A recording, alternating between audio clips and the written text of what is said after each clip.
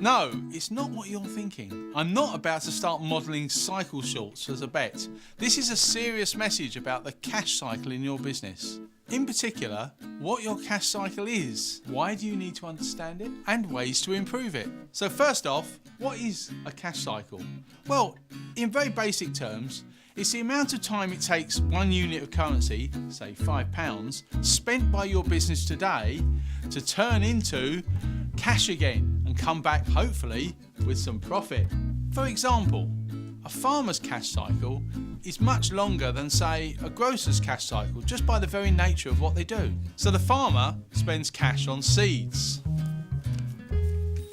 And now that cash is not available until those seeds are grown and she can sell the end product. The seeds are planted, they grow, they're harvested, they're stored, and eventually they're sold. So the cash cycle for our farmer, the time the cash is tied up in her business, is many months long. Whereas our grocer buys goods for cash on day one and sells them for cash on day two.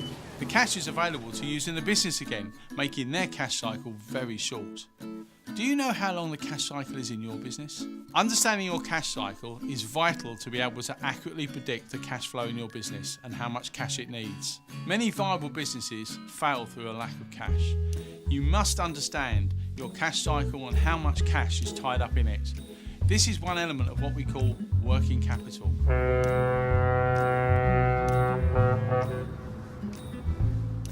Think back to Farmer Betty. Her available cash is £70,000. She spends £10,000 on her overheads and she's got £60,000 to spend on her stock. Her seeds, which are her stock, she spends £10,000 every other month, year in, year out. It's important that Betty understands what things may delay her cash cycle, may make it longer, like bad weather. If she has bad weather and her crop's delayed, she may be lacking in cash to buy the next lot of seeds. Betty still needs to pay her overheads too, so she's run out of operating cash and therefore working capital. Your cash flow forecast should be at least as long as your cash cycle. So if your cash cycle is 3 months long, then your cash forecast should also be at least 3 months long. And don't forget the things that turn up only annually, like your tax bill. Always important to get everything included. If your cash cycle gets longer, it has a negative impact on your cash flow.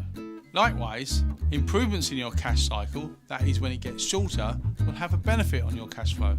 So a thorough understanding of your cash cycle and of your cash flow forecast will give you much better control of your business. So how can we improve or shorten our cash cycle? With these 3 key points. The first one, reduce your debtor days. That is the amount of time it's taking your customers to pay you. That will bring cash in more quickly. Number 2, increase your creditor days. That is the amount of time you take to pay your suppliers, but obviously only do it through negotiation. Number 3, efficient inventory management. What I mean is controlling your stocks properly. Only buying things when you need to, not letting them sit in stock for a long time, tying up cash. Improving or shortening your cash cycle is just like riding a bike. It's a matter of tweaks and balance and looking where you want to go. So is your business like an old-fashioned penny farthing? Or is it a state-of-the-art racing bike worthy of any velodrome champ?